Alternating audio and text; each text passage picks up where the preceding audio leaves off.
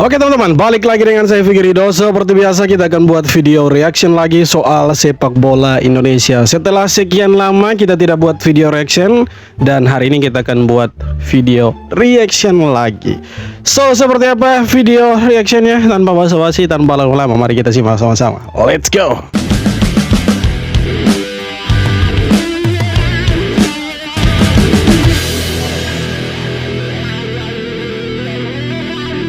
Bukan Italia, fix. Timnas Indonesia dipastikan lawan Oman di FIFA Matchday Juni 2026. Meski akun resmi Timnas Indonesia diem-diem baik, belum ada pengumuman, namun hal ini resmi dikonfirmasi langsung oleh Federasi Sepak Bola Oman lewat sosial medianya, di mana Timnas Indonesia akan menjamu tim peringkat 79 dunia tersebut pada 5 Juni 2026 mendatang di Stadion Utama Gelora Bung Karno. Ini menjadi ujian perdana taktik John Hartman menghadapi negara Asia. Selain itu, pertandingan ini menjadi bagian dari persiapan menuju Piala AFF 2026.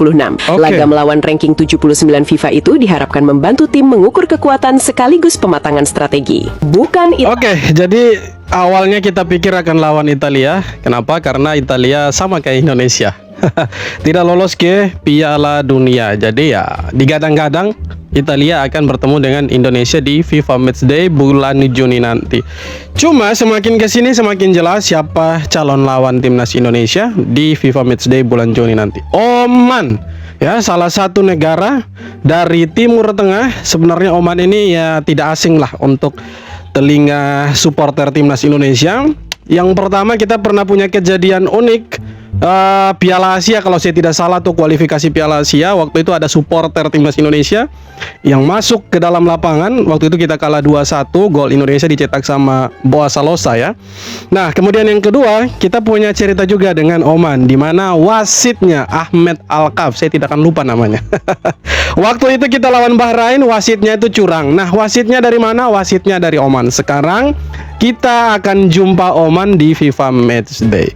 Nah, pertanyaannya sekarang, apakah timnas Indonesia bisa mengimbangi Oman atau justru kita malah terjungkal nantinya? Tapi saya yakin kita bisa kalau kita melihat dari sisi kekuatan pemain, dari kedalaman skuad yang ada. Ya mungkin dulu Oman gampang sekali kasih kalah kita, ya, karena pemain-pemain yang dulu tidak sebagus sekarang gitu kan. Nah, sekarang kita punya pemain banyak yang berkarir di Eropa dan secara kualitas tentunya kalian juga tahu itu di atas rata-rata. Nanti ya kita lihat sajalah, tergantung strategi racikan dari John Hartman nanti itu seperti apa ketika lawan Oman. Ya, ini laga perdananya John Hartman lawan negara Timur Tengah atau dari Asia Tengah. So, kita tunggu saja nanti bulan Juni apakah kita bisa kasih kalah Oman. Tapi saya yakin kita bisa kasih kalah Oman. Dan iya, ini penting sekali. Kenapa? Karena Oman punya rank FIFA lebih tinggi dari Indonesia. Nah, kalau kita bisa kasih kalah Oman, kita akan pelan-pelan merangsek naik ke 100 besar sesuai dengan targetnya PSSI. Kira-kira begitu, bro. Oman mulai sesumbar jelang laga kontra Timnas Indonesia di FIFA Matchday Juni 2026. Akun Asir Amazing 33 bahkan menulis, Oman akan menang telak atas Indonesia di GBK. Secara rekor, Indonesia dan Oman sudah 6 kali bertemu. Garuda meraih 2 kemenangan, 1 imbang, dan 3 kekalahan. Namun sejak era 2000-an, Indonesia memang belum pernah menang atas Oman. Meski begitu, situasi sekarang berbeda total. Timnas Indonesia kini diperkuat banyak pemain top yang bermain di kompetisi Eropa. Dengan dukungan penuh di GBK, mampukah Garuda membungkam kesombongan netizen Oman? Mereka boleh sombong kalau lihat dari statistiknya. Tetapi kembali lagi, Indonesia yang sekarang bukan Indonesia yang dulu. Timnas Indonesia yang sekarang sudah jauh berbeda kekuatannya. Bahkan sekelas negara Eropa itu Bulgaria datang ke Indonesia menang 1-0, itu cuma menang penalti doang. Dan bukan hanya itu, mereka juga parkir bis lawan negara 122 dunia. Apalagi Oman main di GBK, Arab Saudi, Bahrain kita kubur di GBK. Ya, apalagi Oman, kita bisa hajar mereka. Ini seperti ajang balas dendamnya timnas Indonesia begitu. Kenapa? Karena kita masih sakit hati dengan mereka punya wasit. Waktu itu kita, kalau saja waktu itu kita bisa menang lawan Bahrain dan tidak dicurangi sama wasit, mungkin ceritanya sekarang berbeda. Indonesia mungkin ada di Piala Dunia. Cuma gara-gara si wasit Oman ini, si Ahmed Alkaf, makanya kita gagal waktu itu. Cuma kita lupakan itu. Sekarang kita lihat Indonesia versus Oman di FIFA Matchday bulan Juni. Kita harus balas dendam dan bikin mereka punya netizen itu yang sombong duluan itu diam 1000 bahasa. Kita buat mereka terdiam nanti di GBK. Buktikan di GBK itu angker untuk negara-negara dari Timur Tengah. Oke. Pernah menolak dinaturalisasi timnas Indonesia, kakak Kevin Dix akhirnya buka suara. Oke. Dia adalah Jamaro Dix. Jamaro kini diketahui masih aktif bermain sebagai seorang striker di klub amatir Belanda, yakni RKHV Huissen. Karirnya emang tak semoncer sang adik. Saat Kevin berhasil menembus tim utama Vitesse, Jamaro justru lebih banyak berkarir di tim-tim lokal Belanda. Meski begitu, pria 31 tahun ini juga punya momen spesial dalam karir sepak bolanya. Pada 2016, Jamaro sempat bermain untuk klub Marcelino saat ini, yakni AS Trentin di kualifikasi Liga Champions. Nah, lalu gimana dengan keputusannya menolak Indonesia dulu? Mengutip Algemeen Dagblad, Jamaro mengaku nggak menyesali keputusannya dulu. Menurutnya, hidup yang ia jalani sekarang sudah jadi pilihan terbaik. Meski pernah menolak dinaturalisasi, tapi dukungannya buat Indonesia tetap nyata. Ia sempat datang langsung melihat perjuangan timnas Indonesia di ronde 4, sekaligus mendukung sang adik Kevin Dix. Oke, mungkin ya waktu itu timnas Indonesia belum punya prospek seperti sekarang ya. Waktu itu masih terkatung-katung, belum jelas nih arahnya kemana. Jadi wajar kalau ada pemain-pemain itu yang menolak panggilan naturalisasi dari timnas Indonesia. Kalau sekarang dipanggil, saya yakin dia mau. Apalagi ada Kevin Dix di situ, adiknya kan. Tapi apapun itu ceritanya sudah berbeda. Sekarang kita punya pemain-pemain keturunan semua ya berkelas lah, boleh dikatakan seperti itu. Mereka banyak yang berkarir di Eropa, kemudian ketika kembali ke timnas pun mereka menunjukkan performa yang luar biasa. Ya, jadi semoga kedepannya kita punya pemain-pemain bisa lebih bagus lagi, dan saya sih sebagai supporter berharap PSSI nantinya itu menaturalisasi pemain yang posisinya itu di posisi depan sama posisi tengah. Kenapa? Karena sangat urgent sekali posisi depan ini. Ya secepatnya lah, Luke Fikri mungkin ya kan. Keren itu kalau sampai dinaturalisasi. Kira-kira gitulah ya. Luke Fikri ya kan, dan beberapa pemain-pemain yang lain. Itu kan yang pokoknya yang posisinya di depan lah. Keren itu. Guys, pemain yang akrab disapa Bang J ini baru saja dinobatkan sebagai Player of the Match dalam laga pekan ke-34 Serie A saat timnya menahan imbang raksasa Fiorentina tanpa gol. Di liga yang dikenal sebagai sarangnya bek-bek terbaik dunia, pencapaian Itzes ini benar-benar membuktikan bahwa kualitasnya sudah berada di level elit. Media-media ternama Italia seperti Tutto Mercato dan Sassuolo News memberikan pujian untuk performanya. Meski sempat tercatat memberikan sedikit celah bagi penyerang Fiorentina, namun Itzes menutupi kekurangan itu dengan kemampuan pembacaan permainan yang sangat presisi. Yang paling luar biasa, Itzes dianggap bukan sekadar bek biasa. Ia adalah pemimpin sejati di lapangan yang mampu membimbing dan menularkan kepercayaan diri tinggi kepada rekan-rekan setimnya, dan membuat ia menjadi pemain Indonesia pertama yang mendapat penghargaan ini di Serie A. Wah, sumpah keren sekali. Kita bersyukur punya bek seperti Jay Itzes ya. Kita sangat-sangat bersyukur punya bek sekelas Jay Itzes. Sebenarnya Jay Itzes ini ya kalau boleh dibilang karirnya ini harus ke Liga Inggris sih ya, atau ke Liga Jerman atau Liga Prancis. Ya bukan berarti di Liga Italia dia tidak bagus, sangat-sangat bagus ya. Kita apresiasi dia jadi man of the match waktu Sassuolo lawan Fiorentina ya. Di belakang dia main bagus, main solid ya. Akhirnya strikernya Fiorentina itu tidak bisa cetak gol ke gawangnya Sassuolo. Kenapa? Karena ada back Indonesia. Dan kerennya Jay Itzes jadi orang Indonesia pertama yang dapat penghargaan man of the match. Gila, sumpah, mungkin pemain Asia Tenggara pertama itu yang dapat penghargaan man of the match di Serie A Italia. Ini bukan liga kaleng-kaleng bro, ini Serie A Italia. Hei, ngeri lah. Itu hanya Indonesia yang bisa, negara-negara yang lain angkat kaki jauh-jauh. Bukan mau sombong ya, sekali lagi ini bukan sombong, tetapi ini fakta. Ini fakta yang harus kita bicarakan, bahwa hanya Jay Itzes, hanya orang Indonesia dan mungkin orang Asia Tenggara pertama dari Indonesia yang berhasil memenangkan penghargaan Man of the Match di Serie A. Oh, gila. Garuda dapat lawan. Timnas Indonesia tantang Oman di GBK. Ujian serius era Hertman. Kabar terbaru datang dari Timnas Indonesia. Dilansir dari Detik, skuad Garuda dipastikan akan menghadapi Oman dalam agenda FIFA Matchday Juni 2026. Kepastian ini diumumkan langsung oleh Federasi Sepak Bola Oman atau OFA dalam rilis resminya. Dalam pernyataan tersebut, Oman dijadwalkan menjalani 2 laga uji coba, yakni melawan Indonesia dan Kuwait. Khusus untuk pertandingan kontra Indonesia, duel akan digelar di Stadion Utama Gelora Bung Karno, Jakarta pada 5 Juni 2026.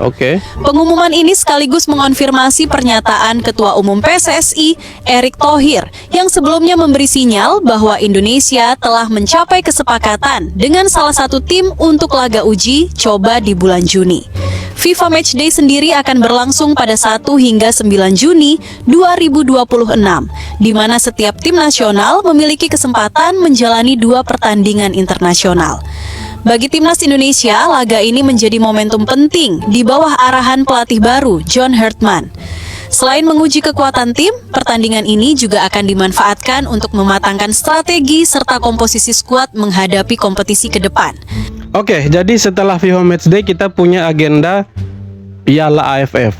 Ya, kita punya agenda itu dan sangat penting sekali kita menghadapi Oman ya supaya bisa tahu sejauh mana kekuatan timnas Indonesia. Walaupun kemungkinan besar di AFF nanti itu pemain-pemain yang diturunkan adalah pemain-pemain yang berkarir di Asia atau di Liga 1 Indonesia. Kemungkinan besar juga pemain-pemain yang berkarir di Eropa itu tidak ikut, kecuali nanti Agustus atau September Oktober itu ada FIFA ASEAN Cup. Karena itu resmi dari FIFA, maka pemain-pemain yang berkarir di Eropa bisa gabung skuad timnas.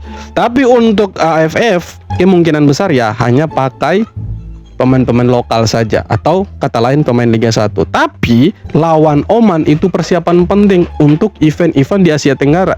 Karena negara-negara di Asia Tenggara sekarang itu juga pemain-pemainnya bukan kaleng-kaleng. Pemain-pemain mereka sekarang itu kebanyakan pemain-pemain naturalisasi. Jadi mereka itu sekarang gunakan pemain-pemain naturalisasi juga, tidak hanya Indonesia. Nah, itulah penting kenapa kita lawan Oman. Negara yang secara ranking FIFA di atasnya Indonesia, secara kekuatan pun setara dengan Indonesia. Jadi itulah pentingnya. Ya bukan soal kalah atau menang. Ya walaupun kita menginginkan kemenangan, tapi bagaimana kita persiapkan skuad ini untuk menghadapi event-event resmi nanti. Begitu, bro. Sistem gugur murni dan tanpa fase grup. Inilah format resmi FIFA ASEAN Cup 2026 yang akan mengubah peta persaingan di Asia Tenggara.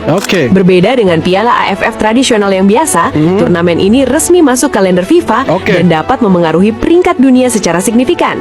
Karena Indonesia berada di pot 1, skuad Garuda mendapatkan hak istimewa untuk langsung melaju ke babak perempat final tanpa harus melewati kualifikasi atau babak penyisihan. Perjalanannya sangat singkat dan padat. Indonesia hanya butuh memenangkan 3 pertandingan saja, yaitu perempat final, semifinal, dan final untuk bisa mengangkat trofi juara. Karena digelar saat FIFA Matchday pada bulan September hingga Oktober, sebuah pemain bintang kita yang berkarir di luar negeri wajib dilepas oleh klubnya. Dengan kekuatan penuh dan jalur yang super cepat, peluang Garuda untuk meraih poin FIFA besar dan menjadi juara kini terbuka lebar. Kita punya pemain-pemain pasti gabung. Maksudnya pemain-pemain yang berkarir di Eropa. Ya, seperti Jaitses, Kevin Dix, Verdong, Emil Audero, dan beberapa pemain yang bermain di Eredivisie itu pasti bisa gabung. Yakin saya ya. Karena ini resmi dari FIFA dan juga pas di FIFA Matchday, rehat internasional, jeda internasional. Jadi pasti mereka bisa gabung, kecuali AFF yang ya Piala Ciki itu ya kemungkinan besar ya mereka tidak bisa ikut. Ya pastinya pemain-pemain dari liga lokal saja yang bisa gabung nantinya itu. Tapi apapun eventnya, apapun namanya, kita harus sikat habis ya. Karena ini soal harga diri timnas Indonesia. Kalau kita kalah, otomatis kita jadi bahan bulian, bahan olok-olokannya negara tetangga kita itu, Malaysia itu. Setelah 2 pemain naturalisasi Suriname ini ditolak FIFA dan CAS, tiba-tiba ada yang membandingkan dengan kasusnya Marten Pas. FIFA dan CAS baru saja menolak Danilo Doki dan Milan van Ewijk untuk membela timnas Suriname. Ternyata ada 2 poin yang membuat mereka ditolak. Kedua pemain ini nggak punya paspor Suriname sebelum usia 21 tahun dan masih bermain di timnas U21 Belanda saat usia mereka sudah lewat 21 tahun. Oh, tidak bisa Menariknya, dong. ada salah satu netizen yang langsung membandingkan kasus ini dengan Maarten Pas dan Ferdi Kadioglu. Menurutnya, ada keputusan FIFA yang rancu. Maarten dan Ferdi sama-sama pernah bermain di U21 Belanda di usia yang sudah lewat 21 tahun dan keduanya juga nggak pegang paspor negara tujuan sejak awal. Tapi mereka akhirnya bisa membela Indonesia dan Turki. Nah, kalau menurut kalian, ini murni soal aturan atau memang ada hal lain yang mempengaruhi keputusan FIFA? Kemungkinan besar kenapa waktu itu Maarten Pas bisa bermain untuk timnas Indonesia karena Maarten Pas ini secara legalitas keturunan itu dia masih bisa bermain untuk timnas Indonesia, masih eligible lah, karena dia itu statusnya ini kalau saya tidak salah dia itu beach first atau neneknya itu lahir di Indonesia. Nah, secara aturan FIFA dia masih legal atau eligible bermain untuk timnas Indonesia. Nah, kalau soal dia pernah bermain di timnas U21 Belanda, ya kita tidak tahu apakah waktu dia bermain untuk Belanda U21 umurnya masih di bawah 21 atau sampai 21 atau sudah lewat. Tapi kalau dilihat dari sisi yang lain seharusnya tidak ada permasalahan dengan Maarten Pas karena FIFA juga tidak buka-bukaan soal pemain Belanda yang dinaturalisasi sama Suriname. Tapi kalau kita bandingkan dengan kasusnya Maarten Pas, kenapa dia bisa bermain untuk timnas? Karena jelas di situ dia bisa bermain loh untuk timnas Indonesia, eligible sesuai dengan regulasi FIFA. Kalau dilihat dari garis keturunannya, ya. Jadi itu dia teman-teman. Nah, apapun itulah ceritanya, intinya mereka sudah resmi bermain untuk Indonesia dan untuk sampai sekarang belum ada masalah yang serius. Dan kita sih harap kedepannya tidak ada masalah serius ya. Kita tidak mau ada disembunyikan, kemudian kita kecewa di ujungnya. Kita mau ini happy ending dan timnas kita ya bisa melangkah ke level yang berbeda lah. Itu harapannya semua supporter timnas Indonesia dan kita tidak mau timnas Indonesia hanya terpaku di situ-situ saja ya. Oke teman-teman, jadi itu dia beberapa video tanggapan komentar dari netizen soal sepak bola Indonesia. Dan seperti apa tanggapan kalian silahkan tulis kolom komentar. Dan terima kasih banyak sudah nonton video ini sampai akhir. Akhirnya kita bisa buat video reaction lagi setelah 1 minggu tidak buat video reaction. Terima kasih banyak, kita jumpa lagi di video-video berikutnya. Thank you bro.